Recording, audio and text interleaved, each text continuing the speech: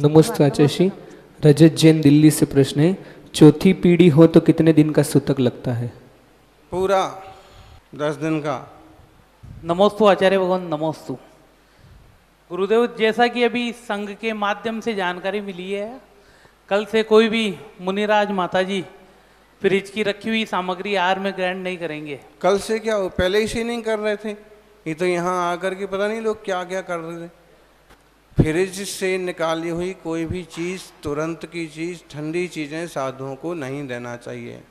पानी वो ठंडा करने का एक तरीका होता है कि किसी को बहुत आकुलता हो रही, पित्त भड़क रहा है, तो पानी छान करके परात में रख देते हैं और थोड़ी देर में हवा लग लग के कि वो ठंडा हो जाता है। दूसरा एक तरीका होता है कि किसी स्टील के कलश में भी आप पानी भर दें, पीतल के कलश में, घड़े में पानी भर दें और उस पर गीला कपड़ा जिससे पानी छाना उसको बांध दो पूरा नीचे तक और उसको उल्टा करके लटका दो। तो कपड़ा तो पानी छानने वाला होना चाहिए जो हल्का सा मोटा होता है, और आप उसको फट से करके उल्टा लटका देंगे ना, अगर उसमें गैस पास नहीं होगी तो वो पानी उल्टा लटका लटका आप ठंडा हो जाएगा और पानी नीचे नहीं गिरेगा। गुरुदेव पानी का तो यही चल तो जाएगा। आपको हम साइंस बता रहे हैं कि कलश छोटा कलश है, उसका मुंह सामान्य मुख है और उस पर पूरा कपड़ा लिया और नीचे तक गांठ लगा दी और फट से पकड़ के उसको उल्टा कर दिया और उसको लटका देने का, उसमें से पानी बिल्कुल नहीं गिरेगा। बहुत छोटा मुंह नहीं, जितना होता है इतना मुंह, जिसमें गिलास चला जाता है, छोटा लोटा चला जाता है, पानी ठंडा हो जाएगा। गुरुदेव पानी की तो कोई समस्या नहीं है। ऐसा आइडिया है किसी को? है ऐसा? हमको बचपन में देखते थे, पहली बार सुना, लेकिन ऐसा घर में माता जी करती थी तो पानी ठंडा हो जाता है। और मिट्टी का मटका यूज नहीं करते हैं।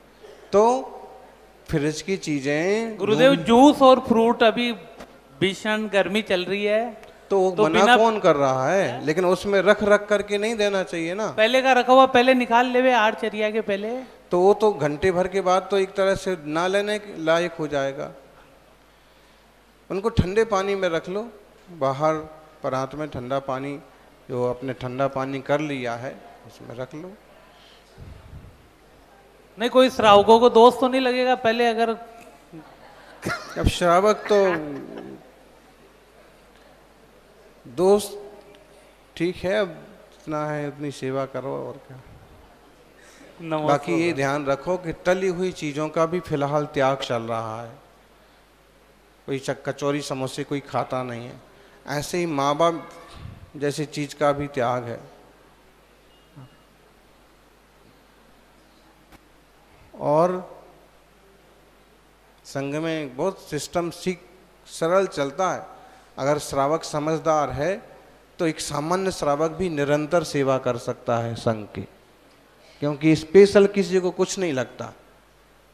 आप भले 4 जूस तैयार करो और चाहे एक भी मत करो। कुछ साधु तो ऐसे हैं कि छूते ही नहीं हैं आखिरी तक जूस ही, और कोई लेते हैं तो कोई 1 लेंगे, कोई 2 लेंगे, नहीं है तो किसी को कोई शिकायत नहीं होगी। ऐसे ही फल का भी है, 1 फल लेंगे, 2 लेंगे, तुम्हारे चाहे 10 सुधार के रखो। ऐसे ड्राई फ्रूट्स का भी है, किसी को शौक नहीं कि हमको 2 कटोरी चाहिए कि ये चाहिए कि वो चाहिए। आप जबरदस्ती करोगे 2-4 दाने डाल देंगे मुंह में, नहीं तो आपकी कटोरी ऐसी कैसे। तो एकदम सिंपल साधना, सिंपल चर्या, हाई साधना। गुरुदेव आहार तो अभी क्या 20% होता है, 80% तो पेय पदार्थ से ही साधु की आहारचर्या होती है। तो सभी श्रावकों को पेय पदार्थ के लिए तो आप छूट प्रदान करें। चलो आगे। नमोस्तु भगवान। बालाचार्य योगेंद्र सागर जी महाराज एक जनता दरबार लगा के वो भूत प्रेत की बाधाएं निकालते थे। हालांकि अपने जैनियों में तो कम पाई जाती है, लेकिन अन्य समाज बहुत इकट्ठा होता था और वो जनता दरबार लगा के और निराकरण करते थे उस समस्या का। पर महाराज एक बार मैं नरवाड़ी गया बाबूजी के साथ, कन्हैयालाल जी बड़जात्या के साथ, तो वहाँ जयसागर जी और गुरु महाराज तीनों थे। तो बाबूजी तो आचार्य महाराज के पास रुक गए और मैं योगेंद्र सागर जी के पास नमोस्तु करने चला गया। तो मुझे योगेंद्र सागर जी ने कहा कि बेटा देखो महाराज उठ गए क्या। मैंने कहा महाराज जी के पास अभी मेहमान बैठे हैं, उठने वाले होंगे। और मैं उस कमरे से जो ही बाहर निकल के आया तो महाराज जी सामने, आचार्य महाराज मुझे गुरु महाराज आते हुए दिख गए। तो मैं वापस दौड़ के गया। मैंने कहा गुरु महाराज निकल गए हैं। तो बालाचार्य जी दौड़ के आए। तो दौड़ के आए तो आचार्य महाराज ने उनसे कहा ये दुकान चालू कर दी क्या, ये ठीक नहीं है। महाराज जी मुझे जब ये चिंता लगता था, अन्य समाज के लोग आते थे, ये नमोकार मंत्र की माला का ही उनको याद देते थे। तो मैंने कई बार देखा है, मंडी में गया तो वहाँ जो औरतें जो छनाई करती थी वो बराबर नमोकार बोलती थी। पर मुझे ऐसा क्यों लगा कि महाराज इसको ठीक नहीं मानते थे गुरु महाराज, क्या कारण था इसका? दिगंबर मुनिराजों की साधना मूलतः आत्म कल्याण की साधना है। आत्म कल्याण के साथ साथ जितना परोपकार हो जाए वो साधना है। दिगंबर मुनिराज अलग से कोई रिद्धि सिद्धि पाने के लिए कोई मंत्रों का, अनुष्ठानों का विशेष उपक्रम नहीं करते। वे केवल आत्मशुद्धि के लिए 5 महाव्रत, 5 समिति, 5 इंद्रिय निरोध, 6 आवश्यक और 7 विशेष गुण, इन सब 28 मूल गुणों का अच्छी तरह से पालन करते हैं। 24 घंटे में केवल एक बार आहार लेना, किसलौंच करना, भूमि पर विश्राम करना जैसी कठिन तपस्या, और दिगंबर रूप अपने आप में तंत्र का एक बहुत बड़ा रूप है, चूँकि मोक्ष मार्ग का सबसे बड़ा गणतंत्र है। लेकिन ये मुद्रा ही अपने आप में एक शक्ति का प्रतीक है। तो मूलाचार में कहा है कि मुनिराज अलग से ऐसे कोई उपक्रम नहीं करते हैं। हाँ, तब करते करते उन्हें कुछ रिद्धियाँ, सिद्धियाँ, कुछ शक्तियाँ अपो आप उपस्थित होती हैं। और फिर कभी कोई दीन दुखी, गरीब, कमज़ोर आ गया और किसी ने उनसे आशीर्वाद मांगा, सहज रूप से आशीर्वाद दे देते हैं, नमोकार की जाप बता देते हैं कुछ ऐसा करने के लिए। तो लोगों को उनका तप का बल फल जाता है, बहुत बार लोगों का उद्धार हो जाता है, उनका काम हो जाता है। लेकिन गुरुदेव जो है वो खुद शक्ति संपन्न सत्पुरुष थे। विमल सागर जी, महावीर कीर्ति जी से उन्होंने कई सारी महत्वपूर्ण शिक्षाएं और शक्तियां प्राप्त की थी, लेकिन वो खुद इसके ज़्यादा उलझन में पड़ते नहीं थे, उसका ज़्यादा प्रयोग करते नहीं थे। हाँ, उनकी सेवा में हाजिर रहने वाले लोग मौके भी कभी आ गए और समस्या अपनी कही या ना कही तो भी वो कोई इशारा करते थे, कोई बात बताते थे और लोगों की समस्याएं सुलझ जाती थी। अब आपने जो उदाहरण दिया तो वो इस चीज़ों को पसंद नहीं करते थे कि तुम उसको एक व्यापार का रूप बना लो, एक दुकान का रूप बना लो। ये बात ठीक है कि इससे भी थोड़ी सी धर्म की प्रभावना होती है। अजैन लोग भी नमोकार सीखते हैं और वो भी जिन धर्म को अच्छा समझने लगते हैं, वो ठीक है। लेकिन कई बार उसमें अपने सामायिक का समय भी चला जाता है, कई बार उसमें अच्छा भी होता है तो कभी कुछ कमियां भी रह जाती हैं, तो वो आलोचना का भी कारण बन जाता है। कई बार रात में भी चलना फिरना, बातें करना वाली बातें हो जाती हैं। कई बार आधुनिकता के इस युग में जो रिद्धि सिद्धि को नहीं मानते हैं, वो लोग अंधविश्वास के नाम पर आप पर टीका टिप्पणियाँ करने लग जाते हैं, जिन शासन की भी आपके कारण से आलोचना करने लग जाते हैं। इसलिए जो प्रबुद्ध गुरुजन होते हैं वो कहते हैं जंजाल में मत पड़ो, अपनी साधना करो। अब देखिए, यहीं देखिए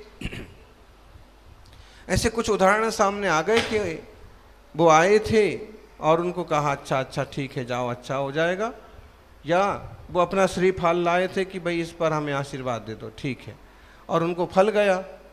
तो अब लोग इकट्ठे होने लगे। लेकिन हमको तो ये जमता नहीं है, हम तो मौन रह के अपनी साधना करने वाले साधु हैं। अब हम गुस्सा भी नहीं हो सकते हैं, तो बस अब जो चालू करवा दिया, ठीक है, अब सबको आशीर्वाद दो, 5 मिनट में अपने निकलते जाओ, ज़्यादा से ज़्यादा नमोकार की जाप कर लो।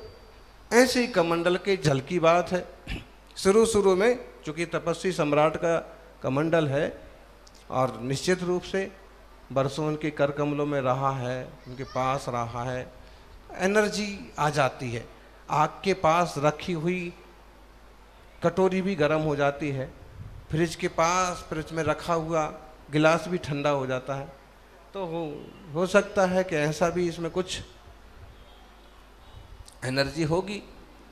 तो शुरू में मान लीजिए कि इसका पानी गिरने लगा, लोगों ने वो ले लिया और कोई प्रॉब्लम थी उस पर उपयोग किया, चालू हो गया, तो अब लोगों का अब ऐसे लगने लगा वास्तव में कमंडल का पानी हाथ मुंह धोने के लिए है गुरुदेव के। लेकिन फिर जब देखा कि कोई नया इलाज है, बहुत परेशान है, अजीजी करने लगे, तो अब हमको सुबह आखिरी में खाली तो करना ही है। एक बार भरते हैं, जब श्रावक भर देता है ना आहार के बाद, तब भरता है कमंडल। बस कितनी सर्दी गर्मी कोई मौसम हो, द्वारा लुढ़क भी जाए तो भी द्वारा हम तो नहीं भरवाते, कोई चोरी छिपे भर दे वो बात अलग है, पानी उसमें मतलब रहता है। तो जब सुबह खाली होने लगता है और फिर ऐसे लोग रहते हैं कि मतलब एक करुणा भी एक चीज़ होती है, तो अब खाली हो रहा है, ठीक है हम इसको किसी पात्र में खाली कर देते हैं, और ये पात्र जो है जिसको उपयोग करना है वो अपने कर लो। बाकी तो सब जानते हैं कि ना तो कमंडल के जल से अभिषेक करना चाहिए, ना पीना चाहिए, जो भी है विद्वानों की कोई कमी नहीं है। तो जिन शासन की प्रभावना हो, सब धर्म की महिमा बढ़े और साधु जनों की साधना भी अच्छी तरह से हो, शायद इस अभिप्राय के कारण से गुरुदेव ने उन्हें टोका होगा। ओम नमोस्तु महाराज।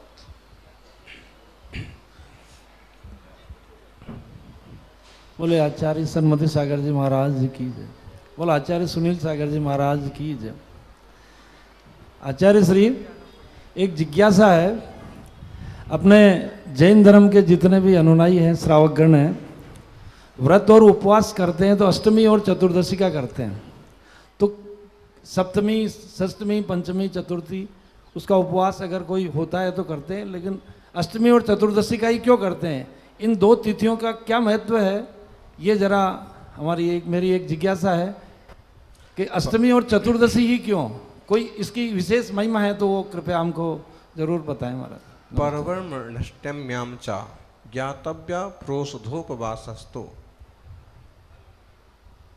अष्टमी और चतुर्दशी पर्व हैं, इनमें प्रोषधोपवास करना चाहिए, ऐसी आचार्य श्री समंतभद्र स्वामी की आज्ञा है। रत्नकर्ण श्रावकाचार्य में उन्होंने इस बात को लिखा।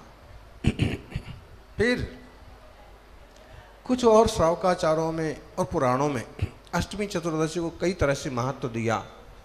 बोले सुदर्शन मुनिराज, सुदर्शन सेठ जो थे, मुनि बनने के पहले अष्टमी चौदस को शमशान घाट में जाके ध्यान करते थे। चंपापुर के नगर सेठ थे, लेकिन अष्टमी चौदस को चंपापुर के नगर सेठ चंपापुर के शमशान में जाके आत्म तत्व का पंच परमिष्टि का ध्यान करते थे। बाद में वही सुदर्शन मुनिराज बने और बाद में वही पाटलिपुत्र से पटना से मोक्ष पधारे। फिर और आप देखिए बारीसेन राजा श्रेणिक के पुत्र, वो भी अष्टमी चौदस को राजकुमार होने के बावजूद उपवास वगैरह करके और शमशान घाट में जाके एकांत में जाके आत्म तत्व का, वेद विज्ञानी सम्यक दृष्टि जीवों की ऐसी परिणति होती है, वो राजा हों, सेठ हों, राजकुमार हों, लेकिन तत्व ज्ञानी होने के कारण से वो अपने आत्म कल्याण के लिए समय निकाल ही लेते।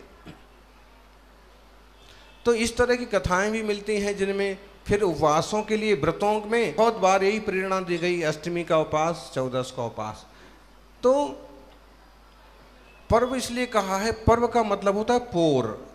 तो जो 15 तिथियां होती हैं, उन 15 तिथियों में या एक महीने की जो 30 तिथियां हो गई, 30 तिथियों में 4 पूर्व टाइप के हैं, 7-7 दिन के अंतर से या 6-7-8 दिन के एक अंतराल से एक दिन ऐसा सुनिश्चित हुआ है कि वह तप, व्रत और उपवास के लिए सबको प्रयोग करना चाहिए। हम देखें तो श्रावक के 8 मूल गुण होते हैं। 8 अंक क्यों चुना? श्रावक के 8 मूल गुण होते हैं और सिद्धों के भी 8 मूल गुण होते हैं। अष्टमी के पीछे रहस्य एक ये भी है कि श्रावक के 8 मूल गुण से चालू करके आप सिद्धों के 8 मूल गुण तक पहुंचने की कोशिश करिए। जब तक नहीं पहुंच जाते हैं तब तक अष्टमी चतुर्दशी का उपास करें। दूसरा, 14 का अंक क्यों लिया? 14 इसलिए कि 14 गुण स्थान होते हैं। जब 14 गुण स्थान पार हो जाते हैं तो सिद्ध भगवान वाली दशा आती है। और बात, आयुर्वेद कहता है कि हफ्ते में एक उपास जरूर होना चाहिए। शरीर शुद्धि के लिए एक उपास जरूर होना चाहिए। तो अब वो इसी पर्व के दिनों को ही सुनिश्चित कर लेते हैं कि व्रत का व्रत, उपास का उपास, शरीर की शुद्धि की शरीर की शुद्धि। दूसरा, साइंस कहता है कि इन संधि कालों में खासकर पूर्णिमा और अमावस्या को समुद्र में ज्वार भाटा आता है। इसका मतलब है कि चंद्रमा सागर से प्रभावित होता है, सागर चंद्रमा से प्रभावित होता है, और चंद्रमा का और इंसान का ज्योतिष में बहुत बड़ा तालमेल है। कुंडली में सबसे ज़्यादा अगर देखी जाने वाली कोई चीज़ है, आपकी राशि का निर्धारण भी चंद्रमा से ही होता है। तो चंद्रमा के उतार चढ़ाव से समुद्र के ज्वार भाटे पर भी प्रभाव पड़ता है और चंद्रमा से हमारे मन पर भी प्रभाव पड़ता है। इसलिए जिन तिथियों में ज़्यादा उतार चढ़ाव होता है उन तिथियों में उपास कर लिया जाए तो मन की भटकन, चंचलता और विकारों पर विराम लग सकता है। गौर करिएगा, 14 पूर्णिमा और अमावस्या, इन 2 तिथियों के आसपास दुर्घटनाएं ज़्यादा घटती हैं। आप चाहें तो खुद उसका अध्ययन कर लें। इन 2 तिथियों में घटनाएं अधिकतम घटती हैं दुर्घटना वाली। सीधी की सीधी गाड़ी भिड़ गई, सीधी की सीधी खाई में गिर गई। तो निश्चित रूप से प्रभाव प्रकृति का, ज्योतिष चक्र का, अब हम अध्यात्म की भाषा में तो ये कहेंगे कि भाई जैसा होना होता है सो होता है। लेकिन जब हम इस तरह के निमित्तों की तरफ से बोलते हैं तो ये है कि इन दिनों में यदि उपास वगैरह कर लिए जाएं तो बहुत सारी झंझट से बच जाते हैं, एक ही जगह बैठे रहते हैं, विकारों से बच जाते हैं। इसलिए अष्टमी चतुर्दशी को उपास करना चाहिए। उपास ना हो तो एकासन करो, लेकिन करो जरूर। कुछ लोग आए कहने लगे हम जल लेकर के उपास करेंगे, ये भी अच्छी बात है। शरीर को पानी की ज़रूरत है तो पानी पियो, दिन में 2 बार पानी पी लो, बाकी उपास कर लो। तो ऐसे सबको करना चाहिए। और कुछ ना हो तो अष्टमी 14 को रात्रि में भोजन, पानी, दवा, सब चीज़ का त्याग रखना चाहिए। ओम।